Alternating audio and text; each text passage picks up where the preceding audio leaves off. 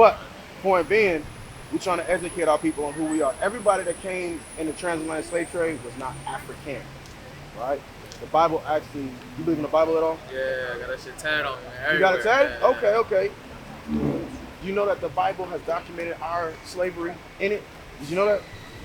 Specifically? Did you know that? African slavery in it? Read it real quick. I'm gonna show you real quick. Ain't gonna take long. I got you. So, you familiar with the Bible, you got it on your chest, right? You know about Moses and coming through the Red Sea, Yeah. going up to get the laws and coming down, speaking to the people. Right. Who was the people he was speaking to? Israelites. Israelites, right? And he said, I present life and death, blessings and cursings, right? What was the stipulation? What was the agreement that they made with their God? Do you know? Like he's giving them life and death. What was the agreement that either gave them life or death? So worship him. Worship him. Okay, we can go with Support that. him, follow him. There you go. Teach him. Watch this. Read that, 28:15. This is the book of Deuteronomy, chapter 28 and verse 15. But it shall come to pass, if thou wilt not hearken unto the voice of the Lord thy God, to observe to do all his commandments and his statutes, which I command thee this day, that all these curses shall come upon thee and overtake thee. So that was the blessings and the cursings, the life and the death, right? If you don't listen, what was going to happen? I'm just going to get The hammer. What are they called? The curses. curse, right? Right. The bad stuff. Now, in the Bible, in history, did the Israelites follow God or disobey God? They disobeyed him. They disobey God, right? So that means anything that's written regarding those curses, if the Bible's a true book, it has to be shown as evident, right? Right? Give me 32. Deuteronomy chapter 28 and verse 32. So I'm going to show you a couple of those curses real quick. Watch this. Thy sons and thy daughters shall be given unto another people, and thine eyes shall look and fail with longing for them all the day long. And there shall be no might in thine hand. So let me ask you this question. What group of people had their sons and their daughters given to another people and they couldn't do anything to get them back? Historically. Well, black people. Okay. You know what I'm saying? Okay. But who's Moses talking to? Israelites. So it's not just black people he's talking to. It's Israelites. It's not Africans he's talking to. He's talking to the children of Israel. And he's saying your sons and your daughters will be given unto another people. We both know that to be in our history, right? You too, right? Fact, right? Read verse 48. Verse 48.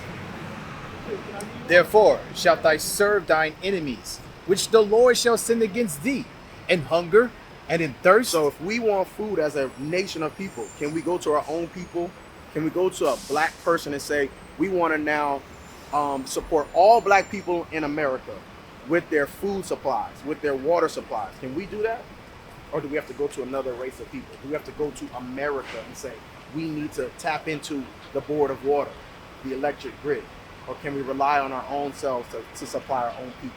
Today, right now, what's happening in Maryland? With water? No, I'm just saying, like, where do we get our source of water from? Our own people?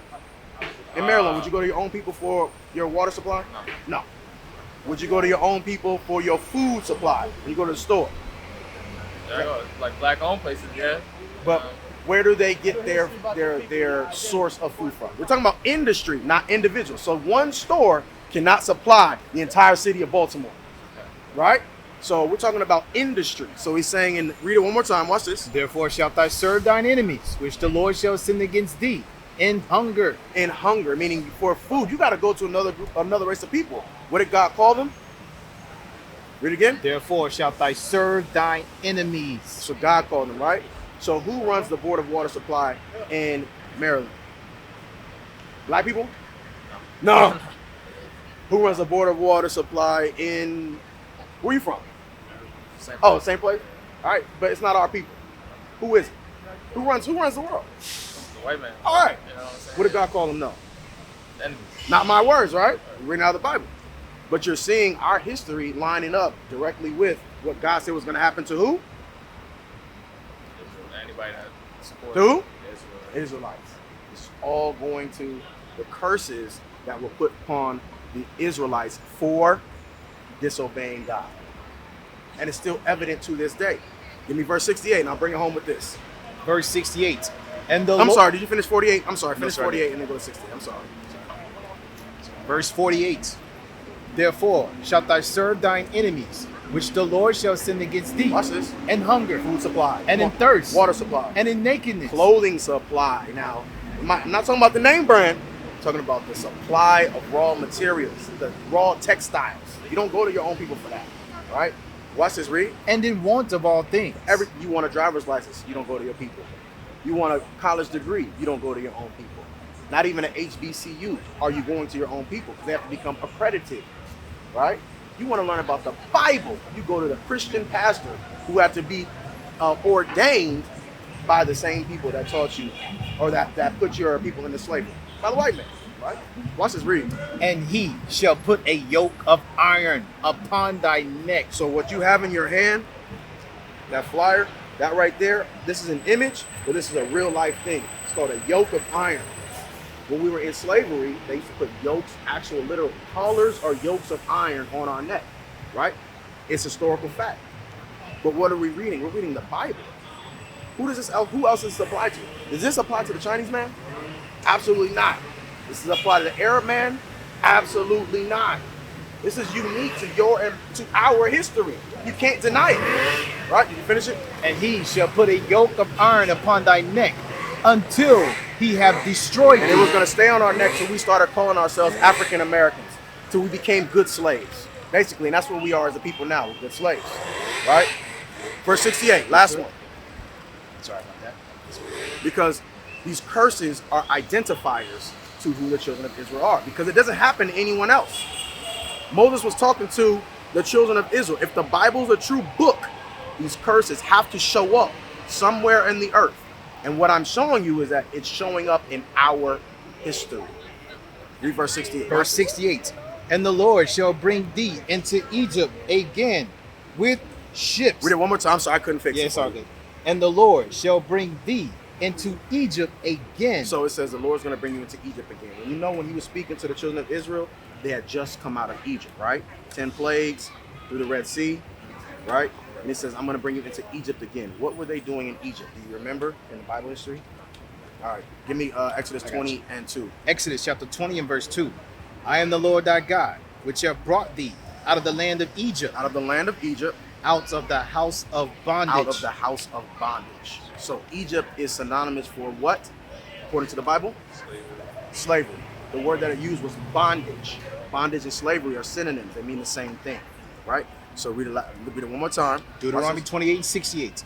And the Lord shall bring thee into Egypt. Stop. Bondage or slavery. Watch this. Again with ships. How? With ships. How did our ancestors get to the shores of America? Ships, station. Who else does that apply to? As a race of people, not individuals. Because a lot of people be like, oh, we had slave at some point in time in history. We're talking about hundreds of millions of people that were taken from one side of the earth and brought to another side of the earth. And them and their children and their children's children were all captive slaves. Right. Who does that apply to? Only us. Right? Read. By the way whereof I spake unto thee. Watch this. Thou shalt see it no more again. And we've never seen our homeland again. That's why when I asked my brother where he's from, you said, Now. are you really from Maryland? Is that really where your people come from? No. Exactly. Yeah. We've never seen our homeland again. And I would say the same thing. Not knowing where my homeland is, truly.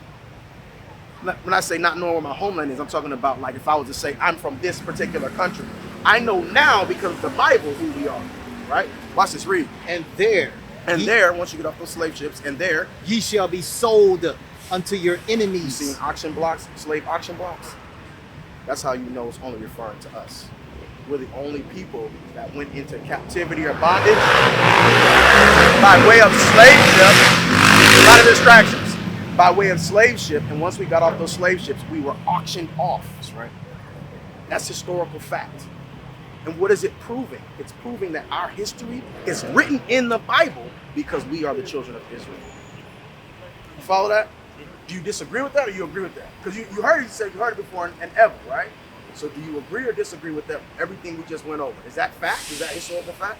I mean, I agree with it. You agree with it? Yeah. So then, according to this, that would make us the children of Israel. According to the Bible and according to history, right? You agree? Yeah. You agree? That's do what we. my own research. You know what I'm saying? Everybody do their own research. Absolutely. But yeah, what you telling me? Yeah. Absolutely, absolutely. You should do your own research. The good thing about it is these are very easy. It's not like something you got to dig up. Everybody knows about the slave trade and the slave trade, right? That's and where you live, where you come from. You can look at your city and see we don't control nothing here. You can see that. Like it's not nothing that's really hard to be understood, right? Right? We agree on that, right? Give me Deuteronomy 10 and 12. 10 and 12. We'll finish it off with this. Because then what's the significance of it? What's the point of knowing all these things? First of all, that means the entire Bible is for you. The entire Bible, cover to cover, Old Testament and New Testament, is for you. Right? If God says that the Bible is about the Israelites, Jesus Christ himself also is going to look like you. I mean, otherwise, when did they become white that were on slave ships? Right? But the world has taught us otherwise. These are the things that have been done to us throughout history to mess up our minds. Let's read. Deuteronomy 10 and verse 12.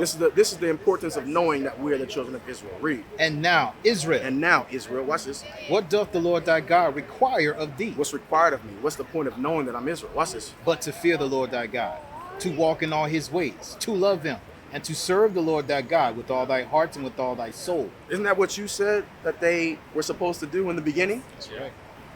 So the point of knowing you're Israel means that you remember that that's where we fell off. And we have to do what? Get back to that. But do you know any of the commandments in the Bible? What do you know? Shouldn't steal. Yeah. Commit adultery. Okay. Murder. Okay. You know, those are like The big basic. ones. The Yeah, big. I'm saying, We're gonna go over the fourth one really quick because it pertains to today, right now. Right? Read that. Exodus 20 and 8. Exodus chapter 20 and verse 8. This is the fourth commandment. Because you named some of the 10, right? This is the fourth one. Watch this, read. Remember the Sabbath day to keep it holy. Remember the what? Remember the Sabbath day to keep it holy. You know what the Sabbath day is? Sunday. Nah, is it? Read.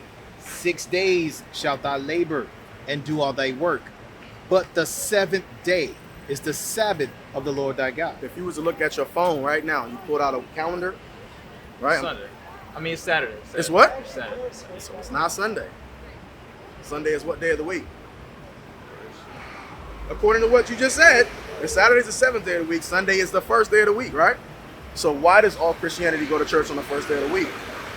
It's not what God said to do. You go to church on a Saturday? Absolutely.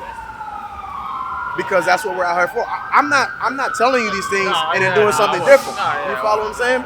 But what we have to learn, we have to relearn these things because I grew up in the Christian church where I did go to church on Sundays. It wasn't until I got older and I started reading the book for myself and I heard some brothers teaching just like I'm speaking to you brothers. And I said, man, let me read it for myself, which is hopefully what you'll do. You'll, like you said, do your own research, right? Go read it for yourself and prove it wrong. But you and I, everything we've been discussing, everything we've been talking about is easily seen. You know Saturday's the seventh day of the week. God calls that a Sabbath day. What should you do? Read. But the seventh day is the Sabbath of the Lord thy God. Come on. In it thou shalt not do any work. These are the ordinances of keeping the Sabbath day holy as we're commanded, as the children of Israel. Shouldn't be working. Watch this, read. Thou, nor thy son. Nobody in your employment should work. Give me Nehemiah 10. Right? So you shouldn't be working. You shouldn't be buying and selling. Right? These are things we haven't been taught. So as your brother, we see y'all walking around, we're going to share the information and we're going to give you some of it. You know what I mean? But after that, it's up to you what you do with it, but at least we're going to share it with you. Right? Read.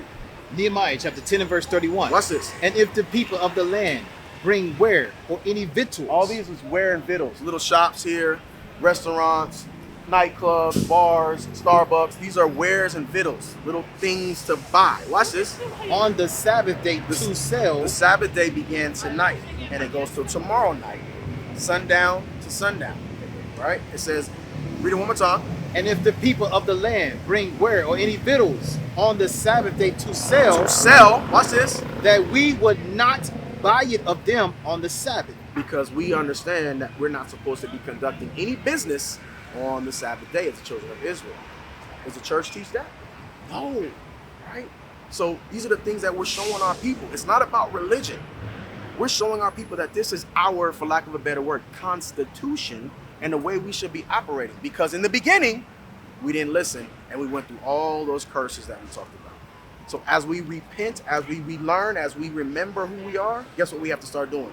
Going back and finding out what we were doing wrong and correcting it. Right? Give me this last one. Go ahead. Exodus. You did buy and sell, you did no work, and no cooking. Oh, you want no cooking? Yeah, Exodus. Right? Gotcha, Because we're not supposed to be out cooking and things like that. Gotcha. Let's just read. Exodus chapter 16 and verse 23. Come on. And he said unto them, this is that which the Lord hath said. Tomorrow is the rest of the holy These are Sabbath just the instructions behind it. Come on. unto the Lord. Bake that which ye will bake today, and seed that which you will seed, and that which remaineth lay up for you to keep until the morning. So this is the day before the Sabbath. He's saying do all your cooking and boiling and everything for prepping food the day before. Because on the Sabbath day, we're not to be cooking food. Right? It's a day of rest. You've heard that before. It's a day of rest. These are some of the stipulations that go into it being a day of rest. No work, no buying and selling, no cooking. My brother said he heard it already, but what's important, once you learn this information and you want to try and learn some of these things, it's important to reach out to other brothers that are here locally that you can work with them, right? You can learn, you can sit down and actually see these things together. We can show you, yo, bring your Bible. We can come and show you, like, yo, it says this, this, and this. And be like, oh, it does say that. So then you know beyond a shadow of a doubt, hey, who we are and what we have to do. Because you got to know that this world ain't going to last forever. What is a nation?